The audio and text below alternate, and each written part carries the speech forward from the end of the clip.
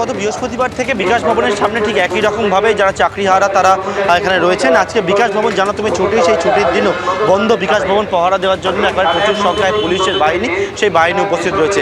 সমাজের বিভিন্ন স্তরের যারা মানুষ রয়েছেন তারা আসছেন, একেবারে যারা চাকরিহারারা তাদের পাশে দাঁড়াচ্ছেন এবং দাঁড়িয়ে তাদের যে বার্তা সেই বার্তা তুলে ধরছেন একেবারে বিকাশ ভবনের সামনে থেকে। একটা সময় এমন হবে যাদের পয়সা নেই তারা একেবারে পার্থ সেই ছবি আমরা দেখতে পাচ্ছি, একদম তারা সেখানে আন্দোলনে রয়েছেন, আন্দোলনে অনড় তারা। একদিকে মার খেতে হলো তাদের এবং ওই ঘটনার প্রতিবাদ চলছে সর্বত্র। মধ্যমগ্রামের ছবি আপনাদের সামনে রাখবো, বাম সংগঠনের তরফে সেখানে ধিক্কার মিছিল, প্রতিবাদ মিছিল। সরাসরি সমীরণ পাল রয়েছেন আমাদের সঙ্গে। সমীরণ, দেবস্মিতা, এসএফআই এর প্রতিবাদ মিছিল বিকাশ ভবনে যোগ্য শিক্ষক এবং শিক্ষাকর্মীদের উপর যে অত্যাচার হয়েছে তার প্রতিবাদে এই মুহূর্তে কৌশিক কর্মকার ক্যামেরা তোমাকে ছবিটা দেখাচ্ছে যে মধ্যমগ্রামের আরতি সিনেমা হল থেকে সোদপুর বারাসাত রোড ধরে মধ্যমগ্রাম উড়ালপুল হয়ে মিছিল এগিয়ে চলেছে মধ্যমগ্রাম চৌমাথার দিকে। এবং মিছিলে এই মুহূর্তে প্রচুর বাম ছাত্র সংগঠনের কর্মীরা অংশ নিয়েছেন এবং তাদের একটাই বক্তব্য, বিকাশ ভবনে পুলিশ যে অত্যাচার করেছে এবং তৃণমূল কর্মীরা যে অত্যাচার করেছে যোগ্য শিক্ষকদের উপরে তার প্রতিবাদে তাদের এই আন্দোলন। এই আন্দোলন কর্মসূচি জেলা জুড়ে আগামী দিনে চলবে। আজকে তারা মধ্যমগ্রামে মিছিল করছেন এবং জেলার বিভিন্ন জায়গায় আগামী দিনে মিছিল করা হবে।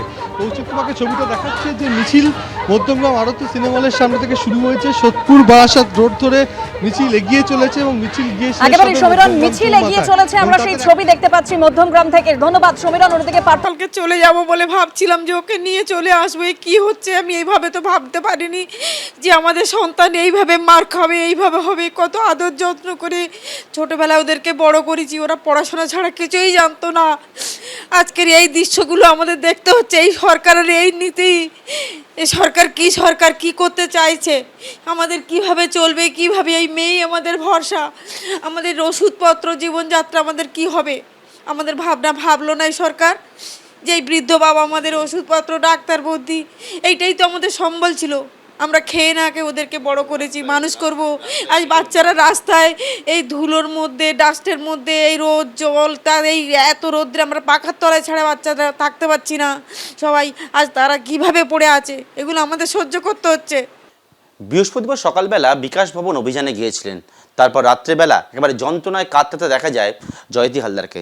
আপনি আমার সঙ্গে রয়েছেন এবং আমি দেখেছিলাম আপনার এই ছবি, ভয়ঙ্কর সেই ছবি। একবার যন্ত্রণায় রাস্তায় শুয়ে আপনি কাতরাচ্ছিলেন। প্রথমে জানতে চাইবো যে আপনি কি বৃহস্পতিবার সকাল থেকে গেছিলেন, কোন দাবিতে এবং তারপর কী পরিস্থিতিতে পড়লেন? আমরা তো ওখানে যোগ্য শিক্ষক শিক্ষিকা সদ্য চাকরি হারিয়েছি। আমরা এই আন্দোলনে গিয়েছিলাম। দেখুন, আমাদের সঙ্গে যে মানে অন্যায়টা হলো তার দায়টা কে নেবে? এটা তো সবাই জানে যে একটা ইনস্টিটিউশনাল ফ্রড হয়েছে। রাত্রে যখন আমরা শান্তিপূর্ণভাবে ওখানে বিক্ষোভ করছিলাম, দেখলাম যে একজন শিক্ষককে টেনে নিয়ে যাচ্ছে, তা গলার কলারটা ধরে অতর্কিতভাবে পুলিশ। তখন বললো, আমরা তো শিক্ষক, আমরা এখানে তো খুব শান্তিপূর্ণভাবে বিক্ষোভ করছি, ওনার গলার কলারটা এরমভাবে কেন ধরে টেনে নিয়ে যাচ্ছেন চোরের মতো করে? তখন আমাদেরকে ঠেলাঠেলি করছেন মেল পুলিশ। তাই এরম বললাম যে আপনারা এরমভাবে আমরা মহিলা মুখ্যমন্ত্রীর রাজত্বে রয়েছি, আমাদেরকে এই সম্মানটুকু অন্তত করুন।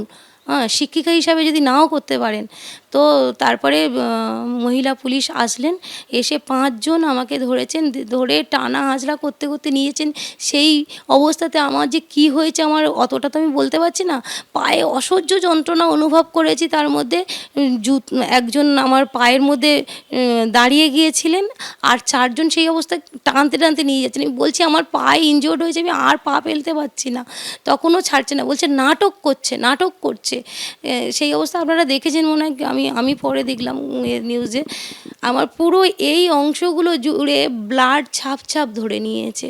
হ্যাঁ, প্রথম তো ভেবেছি পায়ে হয়েছে, কিন্তু সঙ্গে সঙ্গে ওরা ডক্টর ছিলেন, আমাকে ট্রিটমেন্ট দিয়েছেন, বিধাননগর স্টেট জেনারেল হসপিটালে নিয়ে গেছেন। রাস্তায় টানতে টানতে নিয়ে যাওয়ার দরুন, হ্যাঁ, টানতে নিয়ে যাওয়ার দরুন সেখানে এই পুরো বাঁ দিক অংশ জুড়ে আমার এখন এমনভাবে ইনজিওর্ড হয়ে আছে, কালো ছোপ পড়ে গেছে ব্লাডে।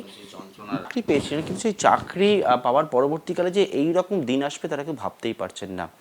গিয়েছিলেন বিকাশ ভবনে অভিযানে এবং তারপর একেবারে জোটে পুলিশের মার এবং হাতে সারা শরীরে যন্ত্রণা নিয়ে তিনি কিন্তু তাদের যে দাবি রয়েছে সেই দাবিতে জানাচ্ছেন এখনও পর্যন্ত উনি এবং ওনারা প্রত্যেকেই অনড় রয়েছেন। ক্যামেরা শান্তনু দত্তের সঙ্গে পার্থপ্রতিম ঘোষ, এবিপি আনন্দ।